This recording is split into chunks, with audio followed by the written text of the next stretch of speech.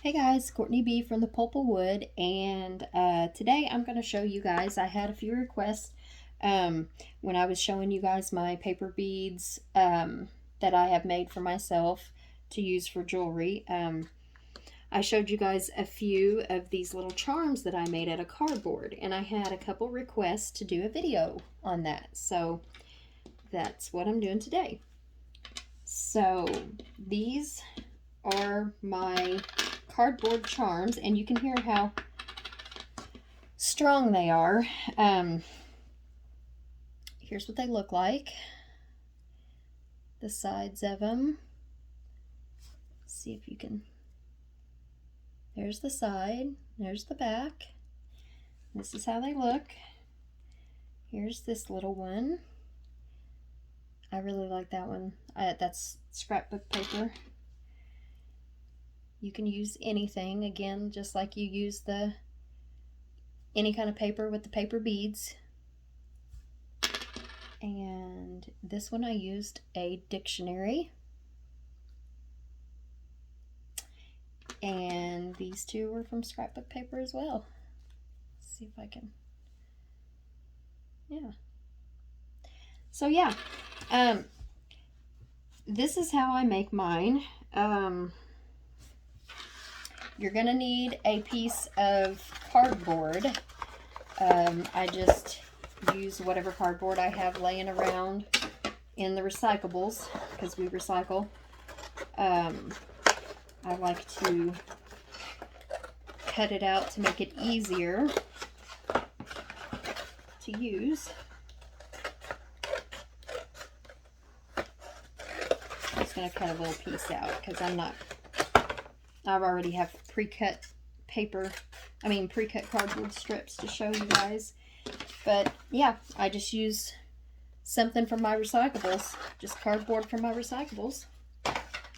And I got these at Hobby Lobby, but I'm sure you can probably get them at Michael's or Joey and Fabric or someplace like that. I think you may even be able to get them at Walmart or Amazon or whatever. But they are just big paper punchers, and I use them for my scrapbooking too. I have 2 sets of each one of these because some of them I use for paper and some of them I use for the cardboard. And when you use them too much on the cardboard, they don't cut paper very well. So, but this is my star one. And then I got a round one, just a 1-inch round circle. And then I got the heart. And I originally got the 1-inch round circle for my bottle caps, because I used to make bottle caps all the time. I would print images out on bottle caps and use those, and sometimes I still do for stuff, but that's what I originally got this for. But anyhow, you just take whichever kind you want, whichever shape you want, and you just cut out the cardboard on that. Sometimes if you get too thick cardboard, it's not going to work very good.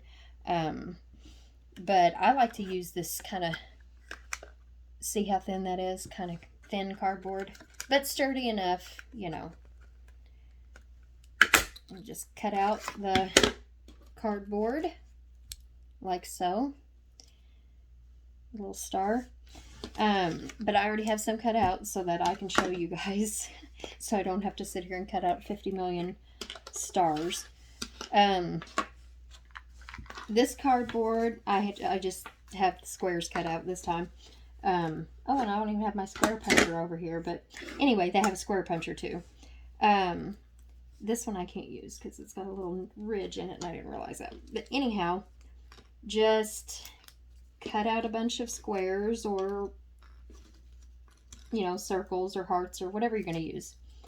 And just get you a little bit of school glue and a brush, and then just paint the layers together, glue the layers together.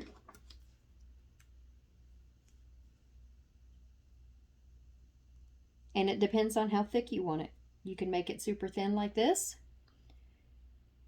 or you can just put a ton of layers on. I find the more layers you put on, obviously, the more sturdy it's going to be. But you just glue each layer together like this.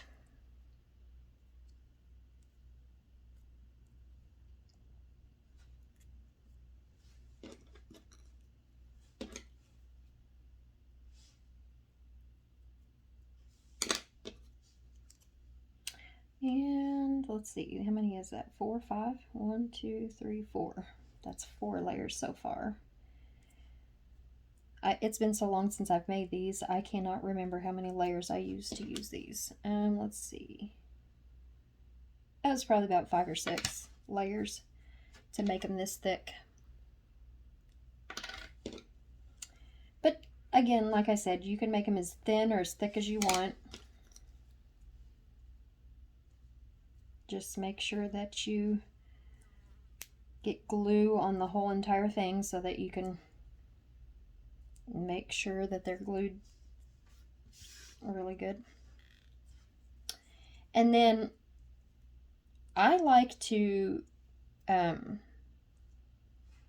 glue the brown side down, or white, or whatever side that you're gonna use. I like to glue that down on the top layer like this, because whenever you go to paint it, this is not going to show through. You're not going to have to put 50 layers of paint on it, you know, just to cover up the red or the writing on the cardboard piece. So I just like to glue that on there like that. It's a little slippery, so you got to hold it for a second.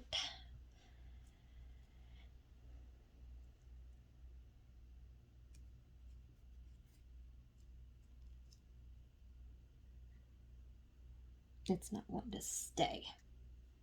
It's going to make me a liar. Well, that's how I usually do them, but this piece is just not wanting to stick.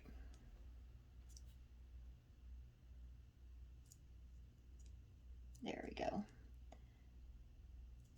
I think I just got so much glue on it, I just got to hold it here for a second, maybe.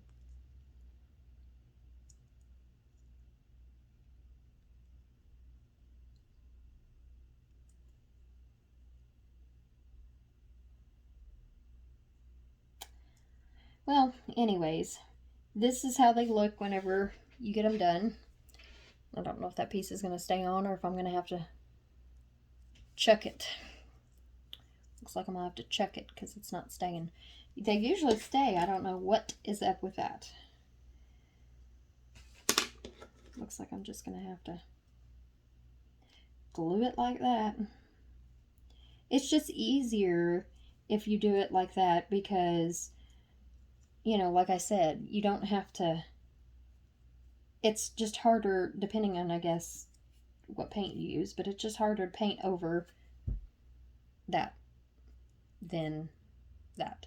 So anyways, it doesn't really matter. You can still do it like this. You're just gonna have to put a little extra paint on it. Anyhow, and I don't even have any paint next to me, otherwise I'd show myself painting this, but I don't even have any paint. But you just paint the sides. Well, first I like to take the glue and just kind of, once you get everything once you get everything glued together, I like to take the school glue and just go along the sides like this and just paint a thin layer on the sides just to ensure that they're all glued together and they're going to stay glued together. And then I just sit it down here, let it dry. And while that's drying, I can pick out whatever paint I want or whatever to paint around that, and scrapbook paper and all that stuff to go on the top. Or you can, yeah, I think I'll just use this. I used this in my paper bead challenge video a while ago, but I think I'll use this for this too, because I can actually paint this like a burgundy color, and then I will put, that would be nice to use this right there, this little piece. So I'm gonna cut that out because I'd like that on it. And I gotta cut it out so that I can get my hole puncher close to it because, well, actually, I don't even have my square hole puncher. Oh, well, I'll just show you guys anyways. Just act like this star has a bunch of layers. Sorry, guys, I had to pause the video for a second. My daughter was yelling at my dog in the background. My dog likes to get on the furniture, and she's not allowed on the furniture, so. Anywho, so I just gonna take that, whatever. I want this middle of this little flower, so I'm gonna put my hole puncher in there, punch that out.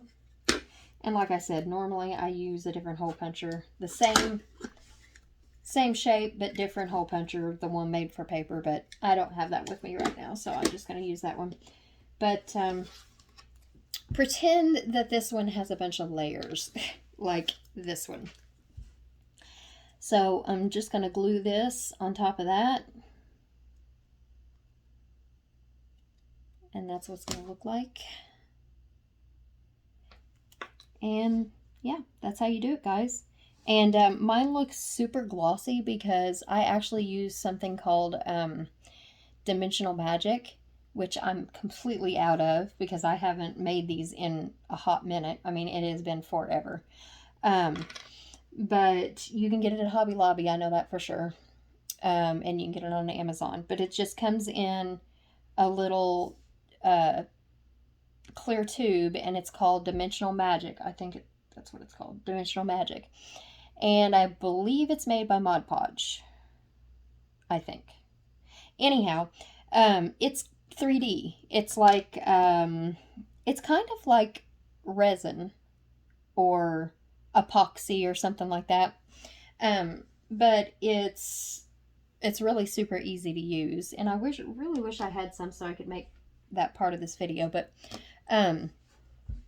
anyhow, you just start, because it has like a little glue nozzle on the end, like a regular school glue. And you just, what I do is I start in the middle and I just go like this and just go around and around and around until it gets a nice thick layer on here. And yeah, you just coat it like that. And you can't do it on the sides. I mean, you probably could, but it would be hard to get it to dry and not drip. So I just paint my sides and leave it at that. But once you paint it and you put that Dimensional Magic on the top, then they look super glossy. See how glossy they look? And they're super hard. Even if you don't put that Dimensional Magic on it and you just put something like nail glue or something, they're still going to be hard like this because they're cardboard. But you can get these backs off of Amazon. I got these backs off of Amazon. I think they're called jewelry tags or something like that. Gosh, guys, it's been so long. I'm sorry. If I can find them on Amazon, I'll link them down below. But this is, yeah, I got these off of Amazon, and I actually glued it, I super glued it on there on the cardboard after I got done painting, and then I let that dry real good, and then I put the Dimensional Magic over top of that. Now, if you're super hard on it, super rough on them, you can like really pull on this and it'll rip off. But if, you know, if it's an adult wearing it, then you're probably not going to have that problem. So, but anyways, yeah, so this is how I do my cardboard charms. And if you don't have bell tags, that's what they're called. If you don't have bell tags or you don't want to get them or something like that, then you can always just wait until you get the Dimensional Magic on there, and then just take if you have a screw gun with like a drill bit, you can just drill a little hole in the end or on the top of it like this. I don't know if you can see the little hole in the top of that. No, Brutus, you're not going outside. You done been outside. Go lay down. Sorry, guys. My doggo went outside. But yeah, you can just drill a little hole in the top and just string your string through that. So I hope this was a informative video, guys, that shows you how to make these. And yeah, if you want to know something cool to do with recycles that you'd ordinarily just throw out, I think this is a pretty cool project. And it's really super easy, and most everybody has this stuff around, even if you don't use the dimensional magic or the bell tags.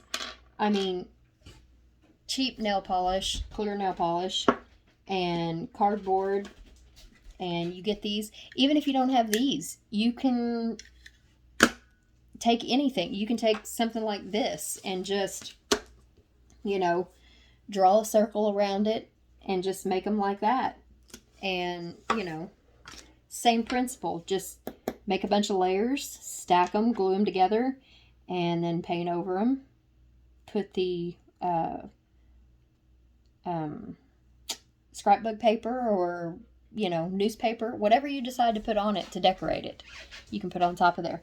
I did something really cool one time. I printed out, it was the same thing as I make my paper beads.